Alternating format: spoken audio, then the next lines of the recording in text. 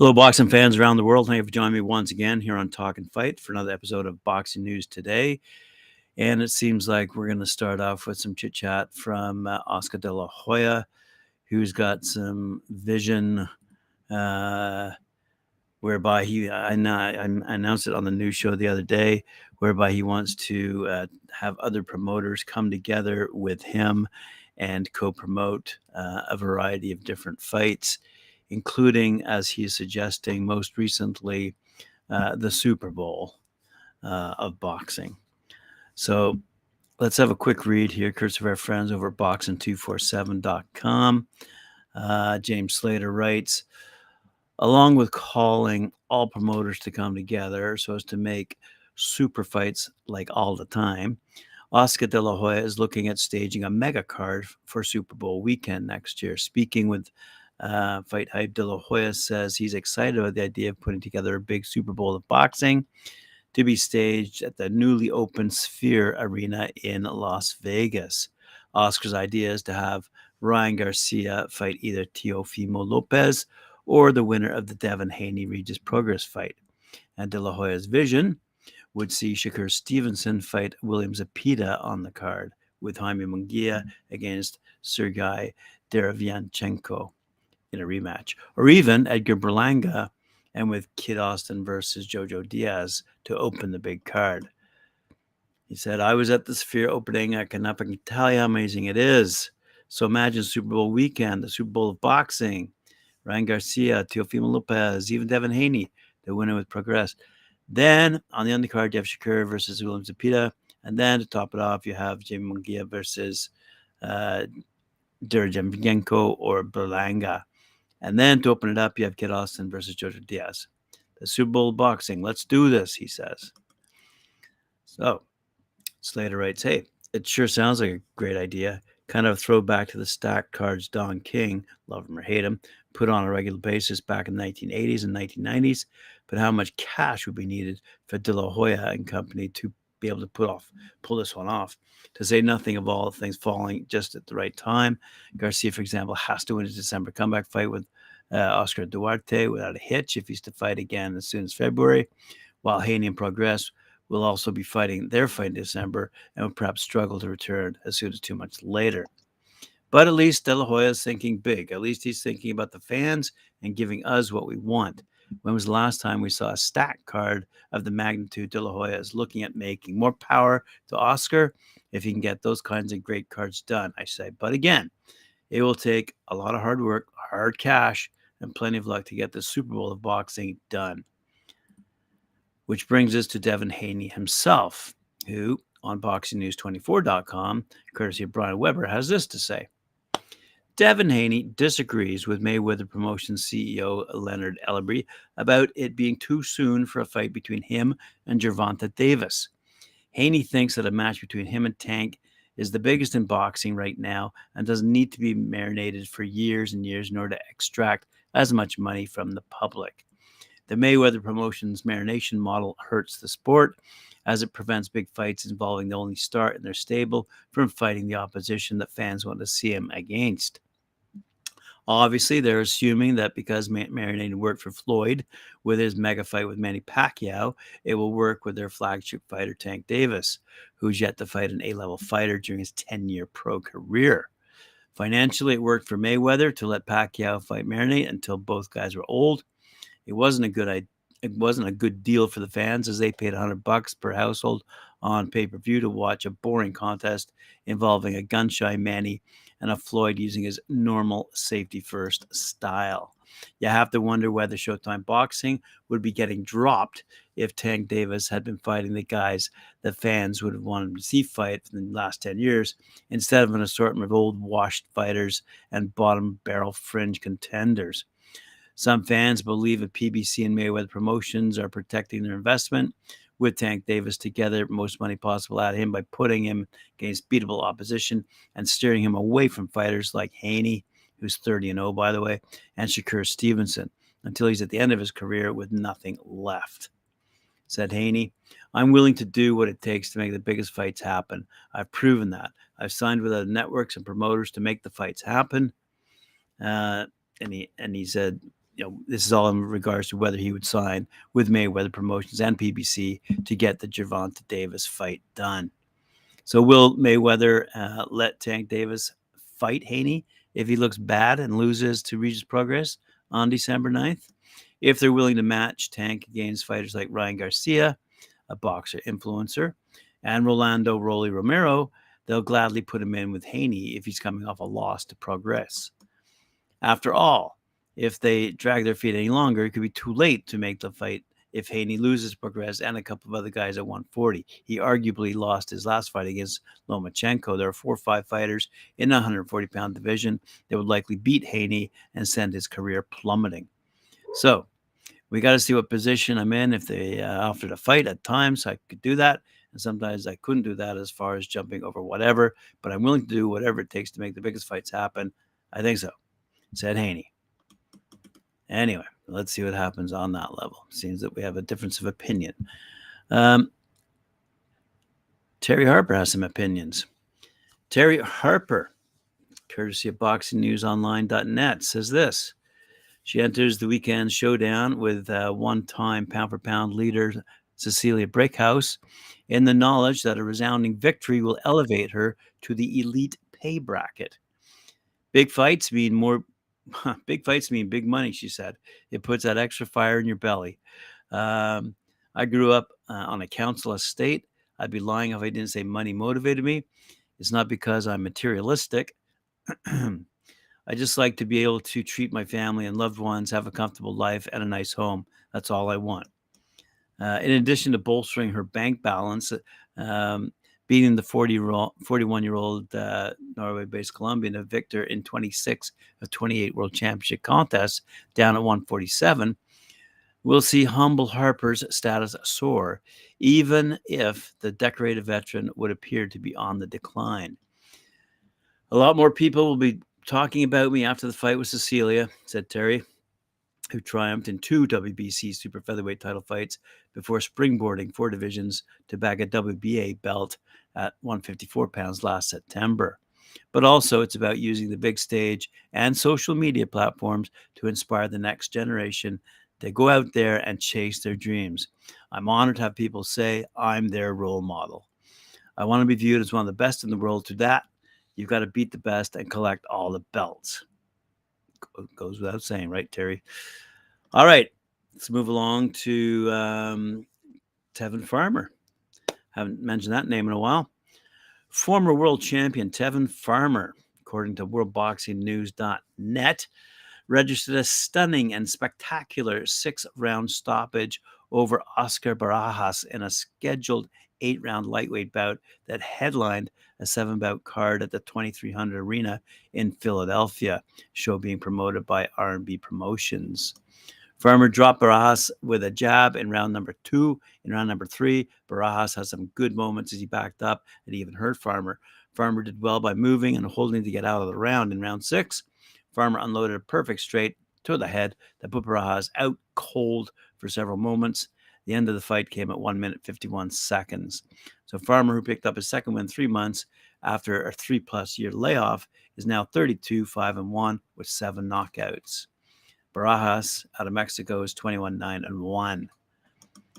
So some good stuff out of Philadelphia. Let's have a quick look here, see what else we got. Oh, another heavyweight to speak about, courtesy of World Boxing News Net. Cuban heavyweight powerhouse wins easy after comeback knockout.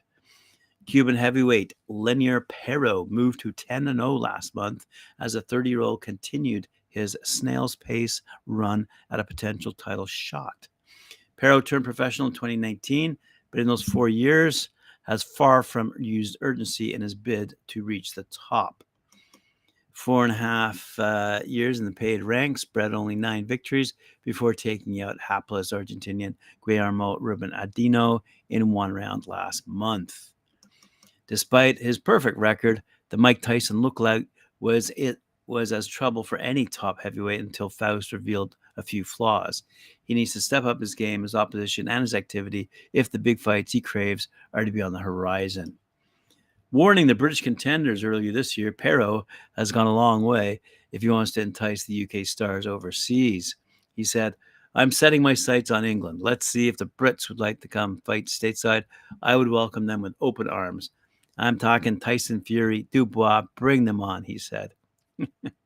And, well, we know what's happening over in England these days and where those fighters are heading. Anyway, around the world we go. According to yardbarker.com, South African boxer Ricardo Malajika triumphs in IBO junior bantamweight title fight.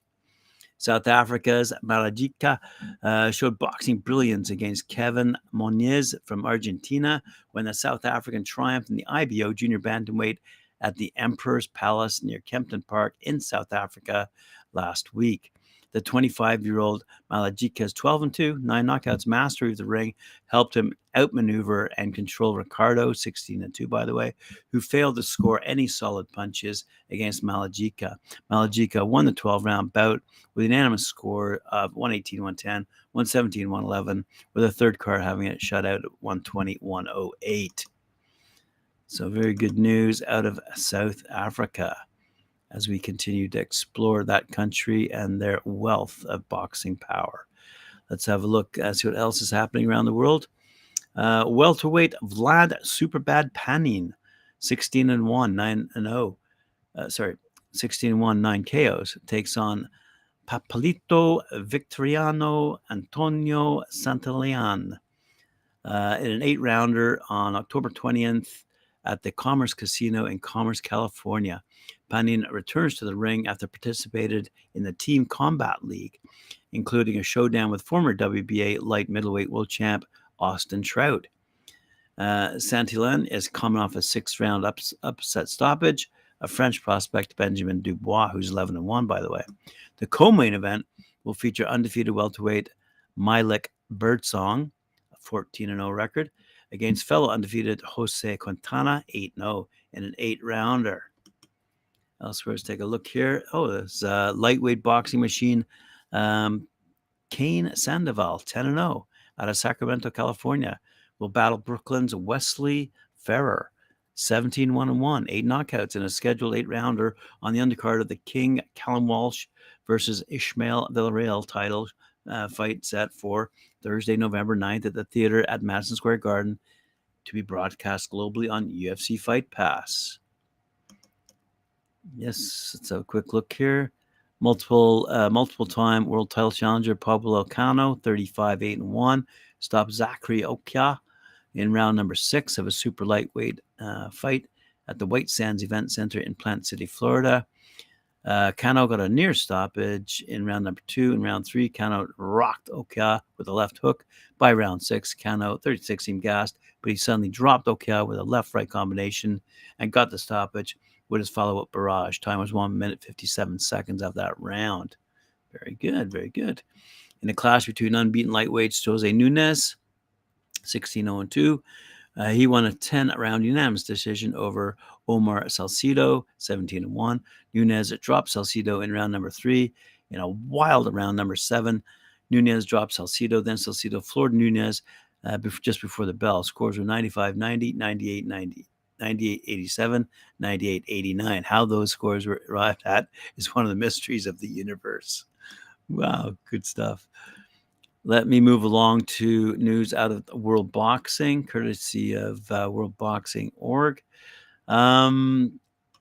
Oh, yes, they're having a tournament over in Asia to determine the final 8 Paris 2024 Olympic quota places now taking place at the Asia qualifying tournament. So let's have a quick read here. The final 8 Olympic quota places on offer at this year's Asia qualifying tournament have been won, meaning all 34 places available at the 19th Asian Games taking place in China have now been distributed.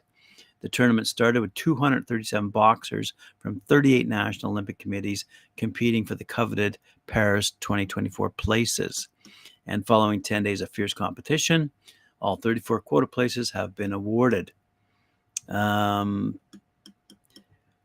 following countries will be sending boxers to Paris in 2024. China, Chinese Taipei, India, Thailand, Uzbekistan, Kazakhstan, Tajikistan, Democratic People's Republic of Korea, Mongolia, Japan, and the Philippines.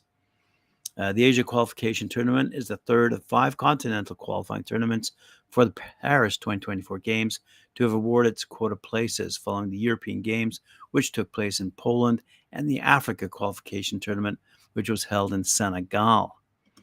Next up is the 2023 Pan American Games in Santiago, Chile, taking place 20th of October to the 5th of November, which will be followed by the Oceania qualification tournament taking place as part of the 2023 Pacific Games in the Solomon Islands, 27th of November to the 2nd of December. When all 5 qualification tournaments have been completed, there will be 2 final World Qualification tournaments in 2024. The first will take place in Busto Arizio on the outskirts of Milan in Italy, taking place 29th of February to the 12th of March, 2024. And the second and last boxing qualification tournament will be held in Bangkok, Thailand, from the 23rd of May to the 3rd of June, 2024. So there you have it. All those amateurs looking for a spot in Paris 2024. Good news, bad news story here. Joshua Buatsi and Dan Aziz arrived in Croydon at a time when their presence is needed, wearing white shirts saying "Lives, not knives." Both boxers were there to support a campaign to stop the violence. 6 days after a 15-year-old girl was stabbed to death on her way to school, light heavyweight boxers Joshua Buatsi and Dan Aziz appeared at Croydon's Box Park, just a stone's throw from the bus stop where the life of that girl, as well as the life of the boy who killed her, tragically ended.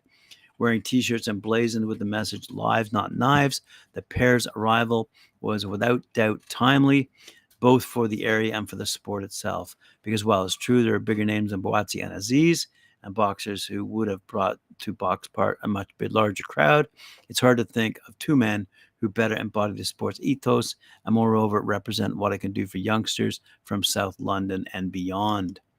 Of the 2, Buatsi, who was born in Ghana but raised in Croydon and its surrounding areas, is considered the home guy, whereas Aziz is from just down the road in Lewisham. Their fight, meanwhile, is set for October 21st, takes place in North Greenwich, a mere 14 miles from Croydon, and is being sold as a reluctant meeting of friends rather than a showdown between bitter enemies. That, given all that recently happened in South London, was a key aspect of the narrative emphasized on Tuesday last week. After all, more people who understand that boxing is not just about an arena in which grudges and rivalries can be played out for money, but is instead an arena in which trained competitors can exhibit their skills and release from their bodies any anger and aggression, and that is better for everyone. All right, boxing fans, thanks very much for joining me. Appreciate it very much. Thanks once again for my producing team. Look forward to joining Mike Gore at 4 p.m. for his show Knuckle Up. Remember to like, share, subscribe, hit that notification bell, and we'll see you later on. Thank you.